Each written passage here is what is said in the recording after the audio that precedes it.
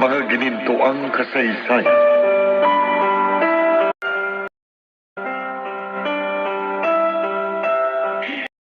Wala na si Lolo, Inay. Iniwan niya na tayo. Hindi. Hindi totoo yung sinabi mo. Baka naman binibiro mo lang kami, Joanna. Totoo ang sinasabi ko, Kuya. Patay na siya.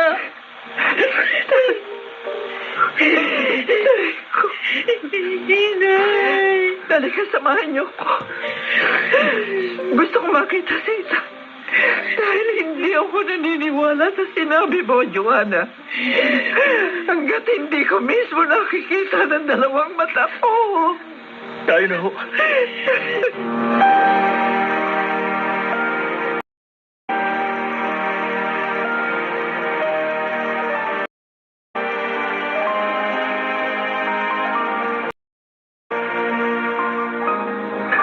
Nandito na tayo sa morgue ng ospital. Ayun siya, Inay. Natatakpan ng kumot ang katawan niya. Ako na ang magtatanggal ng kumot.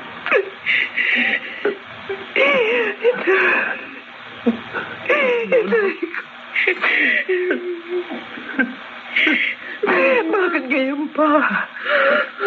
Kung kailan handa na kita patawarin at tanggapin. Lolo. Kaya niyo pa ako iniwan. Lolo. Itay, patawarin niyo ako. Mahal ko kayo. Mahal ko kayo, Itay.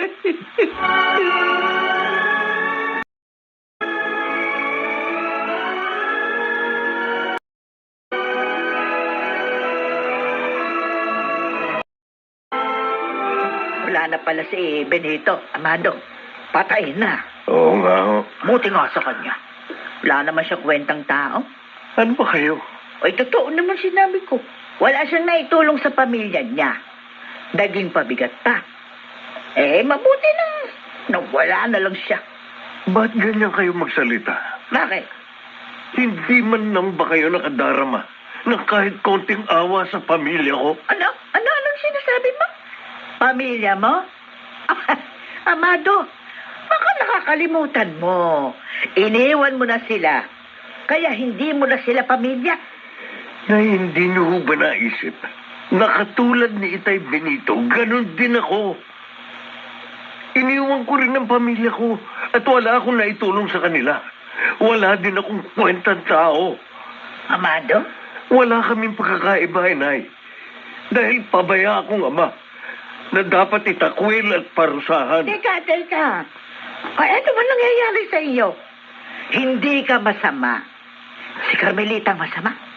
Dahil wala siyang pakinabang. Puro kahirapan lang ang naranasan mo sa kanya. Hindi ko nga niya nabigyan ng magandang buhay. Kasalanan ko. Ano? Ako ang lalaki. Ako ang dapat na nagtataguyod sa pamilya ko. Pero napabayaan ko sila. Dahil sa pagiging irresponsable ko, ako ang dapat sisihin sa lahat ng nangyayaring ito. Ako!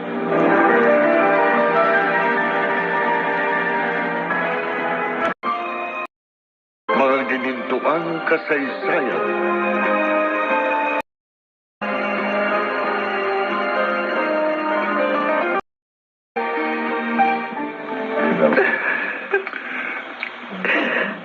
Nakikiramay ako, Carmelita.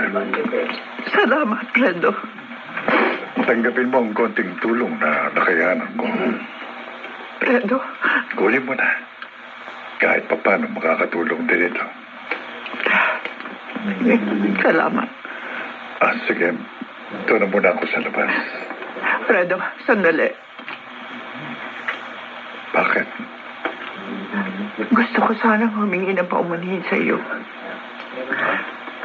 Sa kagaspangan ng ugali ko. Minasama ko ang ginawa mong pagtulong. Kung hinayaan ko, baka buhay pa si Itay ngayon.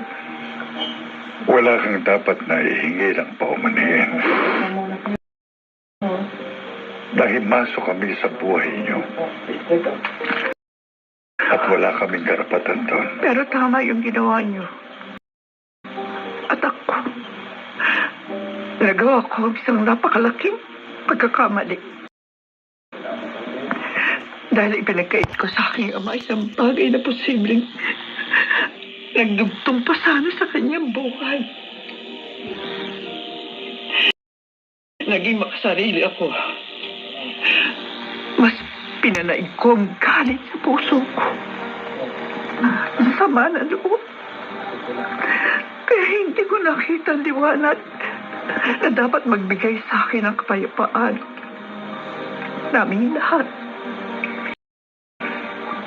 Nangyari na ang lahat. Wala na tayong magagawa. Hindi na natin may babalik pa. Ang magagawa na lang natin, harapin ang panibagong buhay. Gawin ang nararapat. At patawarin ang sarili. Fredo. Dahil ang pagpapatawad sa sarili, ang simula ng pagiging payapa ng ating buhay.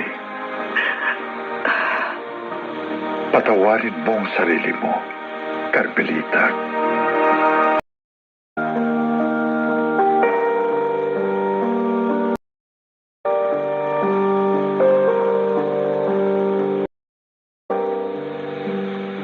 Sayang pala, no? Kung nagkataong buhay pa si Lolo Benito. Sana nakita natin siyang masaya. Dahil napatawad na siya ni Aling Carmelita. Kaso huli na ang lahat.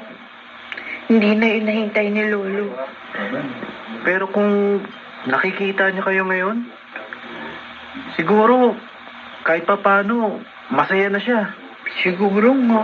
Joanna, anak, Nay?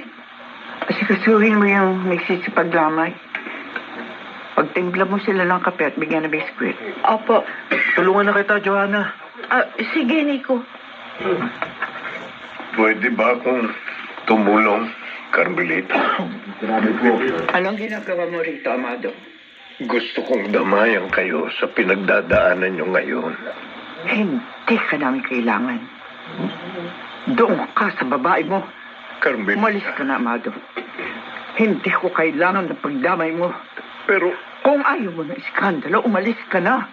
Habang nakapagpipigil pa ako. Mahiya ka naman sana sa sarili mo.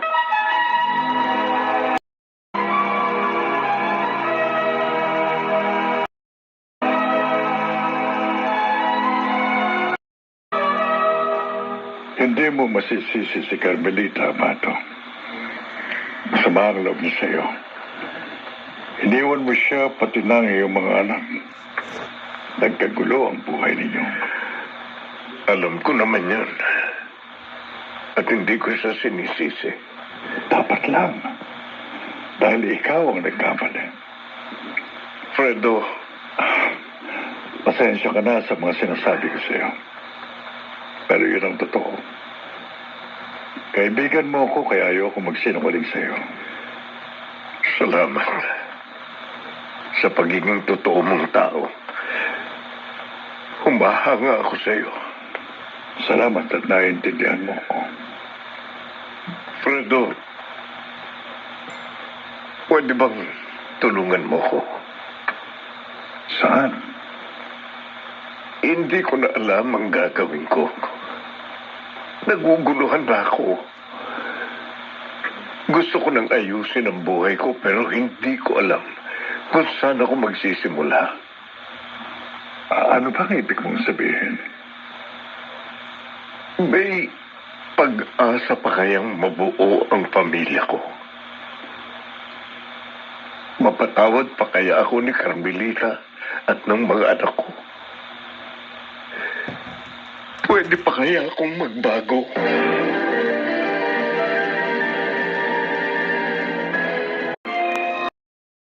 Mga ginintuang kasaysayan.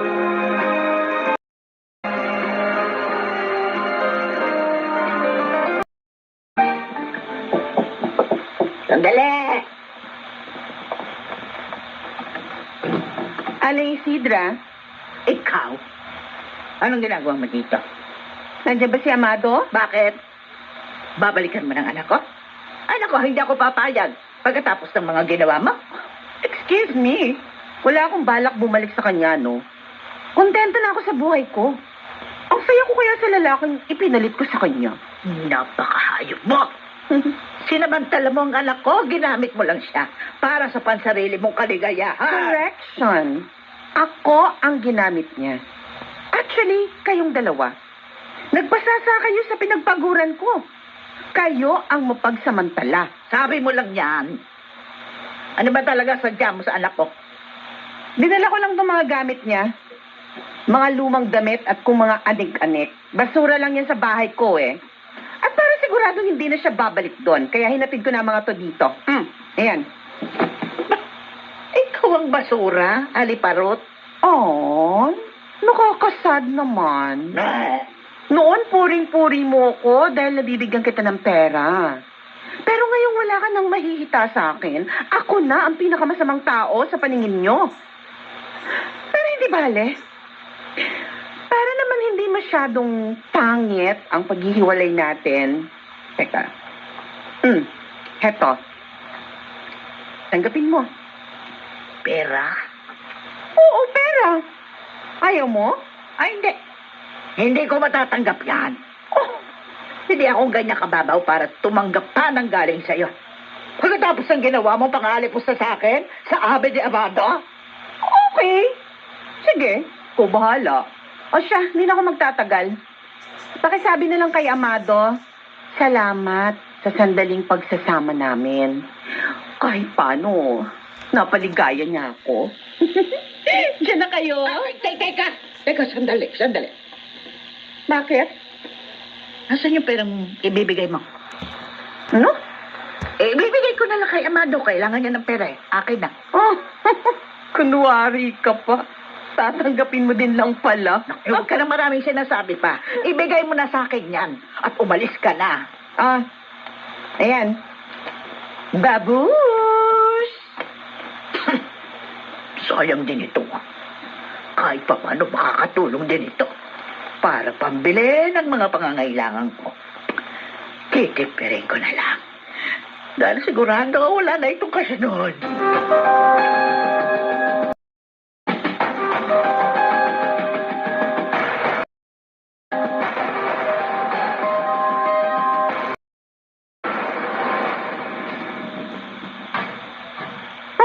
Mukhang pera talagang matandang yun. Mapapaniwalain pa ako ibibigay niya kay Amado. Di ako tanga, no? Alam kong sa'yo din lang yun mapupunta. Pero okay lang. Hindi bale. Abuli ko na yan sa inyo. Binigay ko lang ng advance. Para hindi niyo ako pagdudahan. Sakaling matuloy ang balak ko. Hindi ako papayag na baliwalain lang ang kalupitang binanas ko sa kamay ni Amado. Ang ginawa niyang pananakit sa akin. Lintik lang ang walang ganti.